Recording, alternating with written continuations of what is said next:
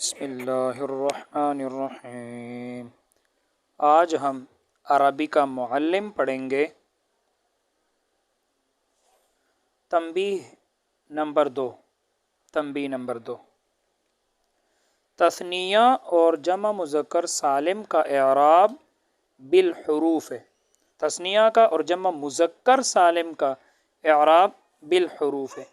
اسی وجہ سے تثنیہ اور جمع کے آخر کا نون اعرابی کہلاتا ہے نون اعرابی یعنی اعراب کا نون، کیونکہ ان کا جو اعراب ہے آپ کو پتہ ہے۔ تثنیہ کا جو اعراب ہے حالت رفع میں الف اور نون مکسور کے ساتھ آتے ہیں، اور حالت نصبی جری میں یا ساکن ما قبل مفتوح اور نون مکسور کے ساتھ آتا ہے، تو اسی وجہ سے ان کو نون اعرابی کہتے ہیں، یعنی اعراب والا نون۔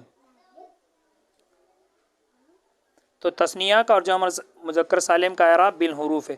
تو پیچھے آپ نے پڑھ لیا تھا کہ اعراب کی دو قسمیں، ایک اعراب بالحرکت ہے جو حرکت سے ظاہر کی جاتی ہے کہ زیدن زیدن زیدن دن دن دن، یہ حرکت ہے، اور ان کا جو اعراب ہے وہ اعراب بالحروف ہے، اعراب بالحروف۔ نمبر 6، کوئی اسم جب جمع مؤنث سالم کا صیغہ ہو۔ اب آپ کو جمع مؤنث سالم کا اعراب بتا رہے۔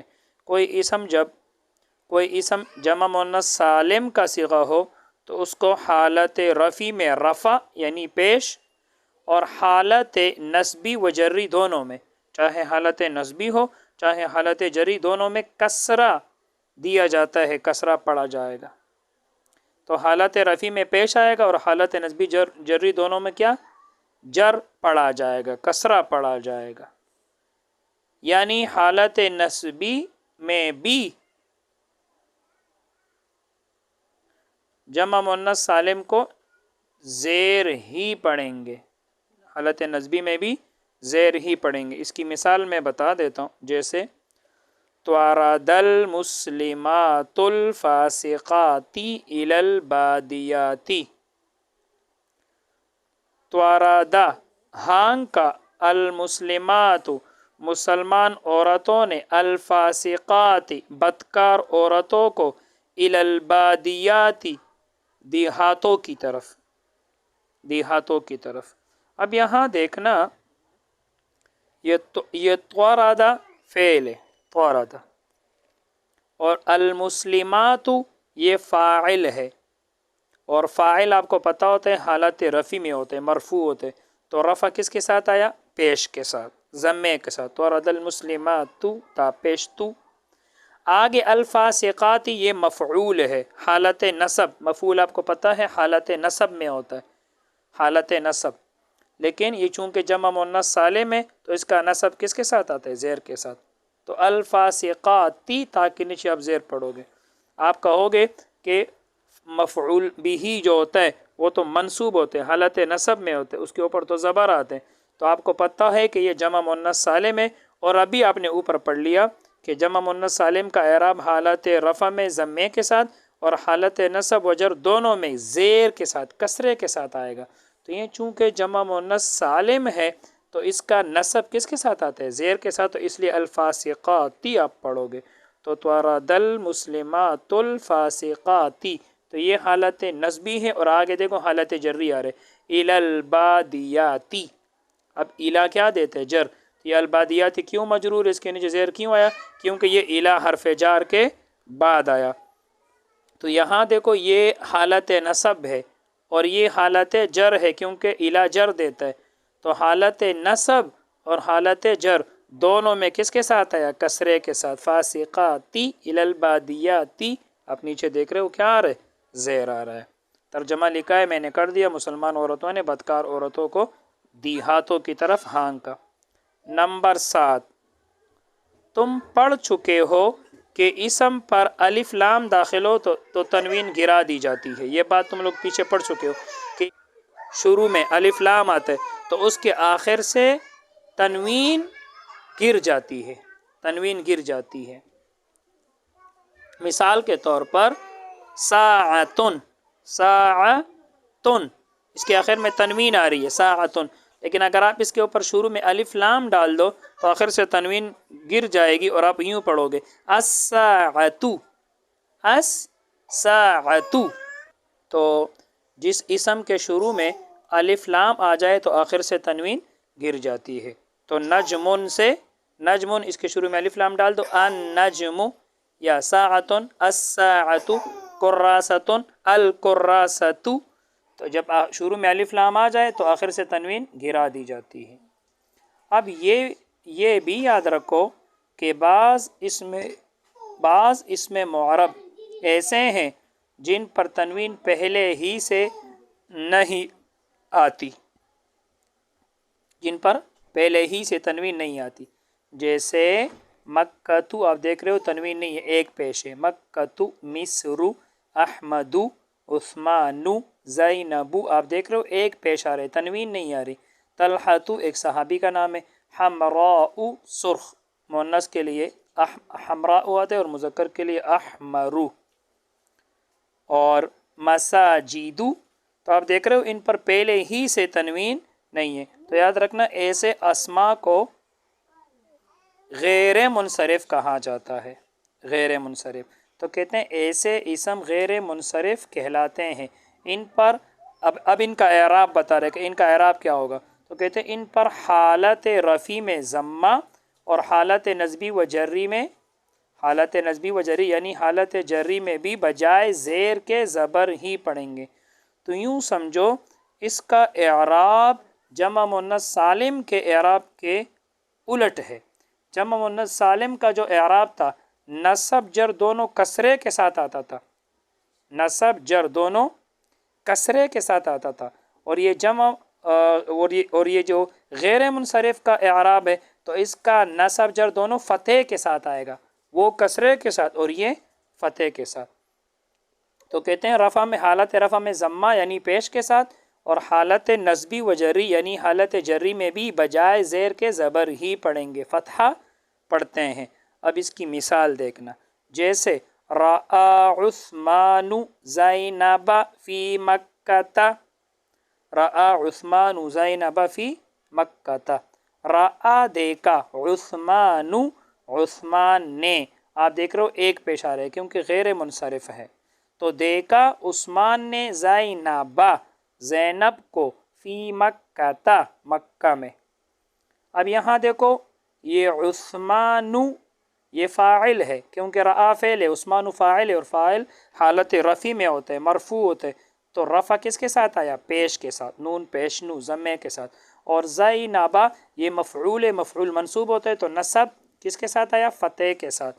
اور آگے دیکھنا فی مکہ، دیکھو یہ مکہ فی حرف جار کے بعد آیا، لیکن یہاں آپ دیکھ رہے ہو تا کے نیچے زیر نہیں ہے، وہ زیر کس کے ساتھ آیا؟ زبر کے ساتھ۔ کیوں؟ پیچھے پڑھ لیا کہ غیر منصرف کا جو حالت نصب اور جر دونوں میں زبر کے ساتھ آئے گا، زیر کے بجائے کیا پڑھیں گے؟ زبر پڑھیں گے، تو یہاں فی جر نہیں دے گا، اس کے اوپر زبر ہی آئے گا۔ یاد رکھنا غیر منصرف کے نیچے زیر بھی آ سکتے ہیں۔ اب اس کے لیے آپ کو ایک قاعدہ بتا رہے، کہتے ہیں مگر اسماء غیر منصرفہ جب معرف باللام ہو یا مضاف ہو تو حالت جری میں، صرف حالت جری میں انہیں کسرہ دیا جائے گا، تنوین پھر بھی نہیں آئے گی۔ یاد رکھنا غیر منصرف جب معرف باللام ہو، غیر منصرف یہ جو الفاظ ہیں غیر منصرف کے، یہ جب معرف باللام ہو یعنی ان کے اوپر الف لام آ جائے، آسان لفظوں میں غیر منصرف جو الفاظ ہے اگر ان کے اوپر الف لام آ جائے، وہ آگے دوسرے اسم کی طرف مضاف بن جائے، غیر منصرف کے الفاظ مضاف بن جائے آگے دوسرے اسم کی طرف، تو یاد رکھنا حالت جری میں ان کے نیچے پھر زیر آ سکتا ہے، حالت جری میں۔ اب اس کی مثال میں آپ کو بتا رہا ہوں، تو کہتے ہیں حالت جری میں انہیں کسرہ دیا جائے گا، زیر دیا جائے گا۔ اب دیکھنا جیسے فی المساجد، فی المساجد، اب دیکھو یہ مساجد غیر منصرف ہے، اوپر آپ نے پڑھ لیا مساجد غیر منصرف، اور یہ ہے بھی اس میں وہ جمع اقصا ہے، یہ غیر منصرف ہے، جمع منتہی الجموع، یہ ایک سبب دو سببوں کے قائم مقام ہوتے، تو یہ جو مساجد ہے یہ غیر منصرف ہے، اور اس کے شروع میں آپ دیکھ رہے ہو الف لام آ گیا، اور حالت بھی کون سی ہے؟ حالت جری ہے۔ کیوں؟ یہ کس کے بعد آیا؟ فی حرف جار کے بعد آیا، تو حالت جری میں تو اوپر آپ نے پڑھ لیا غیر منصرف جب معرب باللام ہو، یعنی ان کے اوپر الف لام آ جائے تو حالت جری میں انہیں زیر دیا جائے گا۔ تو دیکھو فی المساجد، قرآن مجید میں بھی آتے وانتم عاکفون فی المساجد، تو دیکھو فی المساجد زیر آ گیا۔ کیوں؟ کیونکہ غیر منصرف کے اوپر الف لام آیا ہے اور حالت جری ہے۔ اب دیکھو مضاف کی مثال سننا، مضاف کی، یا مضاف ہو تو اب مضاف کی مثال سننا، جیسے فی مساجد المسلمین، فی مساجد المسلمین، قرآن مجید میں بھی آتا ہے فی احسن تقویم، فی احسن، احسن احمد کی طرح غیر منصرف ہے، لیکن چونکہ مضاف احسنی مضاف تقویم مضاف الیہ، اور کون سی حالت ہے؟ حالت جری، کیونکہ فی کے بعد آیا، تو جب غیر منصرف جب مضاف ہو گئے دوسرے اسم کی طرف تو حالت جری میں انہیں کسرہ دیا جاتا ہے، جیسے فی مساجد المسلمین۔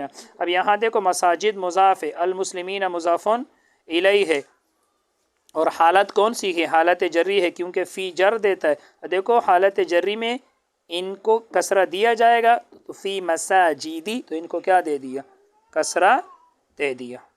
تنبیہ نمبر 3، جن اسما پر تنوین آیا کرتی ہے وہ منصرف کہلاتے ہیں، جن کے اوپر تنوین آتی ہے وہ منصرف کہلاتے ہیں، اور جن پر تنوین نہیں آتی وہ غیر منصرف کہلاتے ہیں۔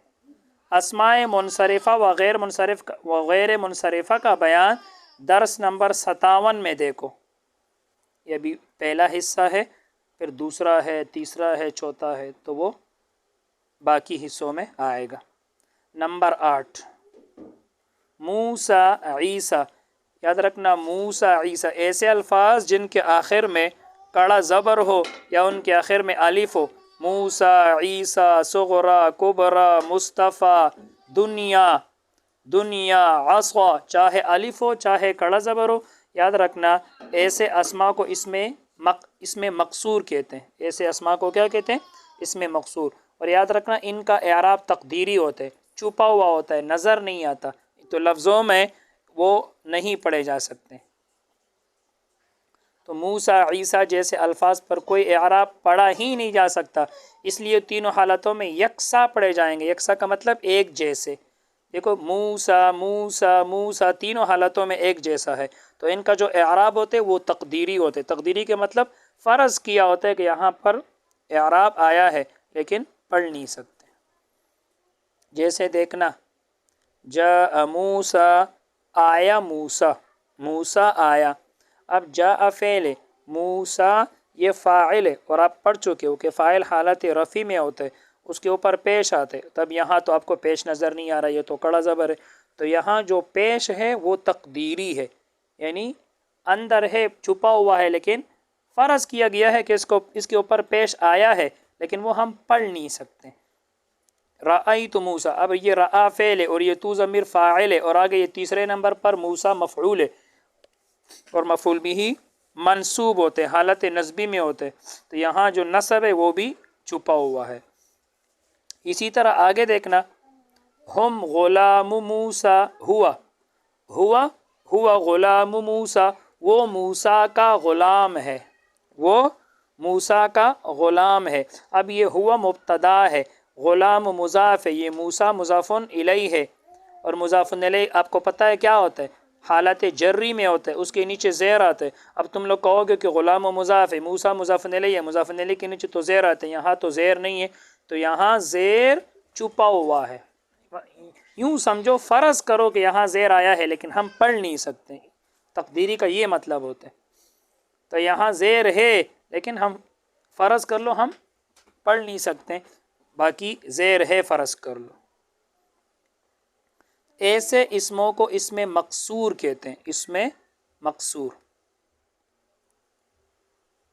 نمبر 9، القاضی، العالی، الجاری، الماضی، اس طرح جو بھی الفاظ ہو کہ یا ساکن سے پہلے زیر ہو، یا ساکن سے پہلے زیر، لام یا زیر لی، زوات یا زیر زوی، را یا زیر ری، زوات یا زیر زوی، اس طرح جو بھی الفاظ ہو، ایسے اسماء کو یاد رکھنا، اس میں منقوص کہتے ہیں، اس میں منقوص، اور ان کا اعراب یاد رکھو، حالت رفی اور حالت جری میں ان کا اعراب تقدیری ہوتا ہے، لیکن حالت نصبی میں فتحہ لفظی کے ساتھ آتا ہے، حالت نصبی میں فتحہ لفظوں میں آتا ہے اور پیش اور زیر لفظوں میں نہیں آتا، پیش اور زیر لفظوں میں نظر نہیں آتا، اور جو نصب ہوتا ہے وہ لفظوں میں نظر آتا ہے، باقاعدہ زبر ہمیں نظر آتا ہے۔ تو کہتے ہیں جیسے الفاظ جن کے آخر میں یا ساکن ہو اور اس سے پہلے زیر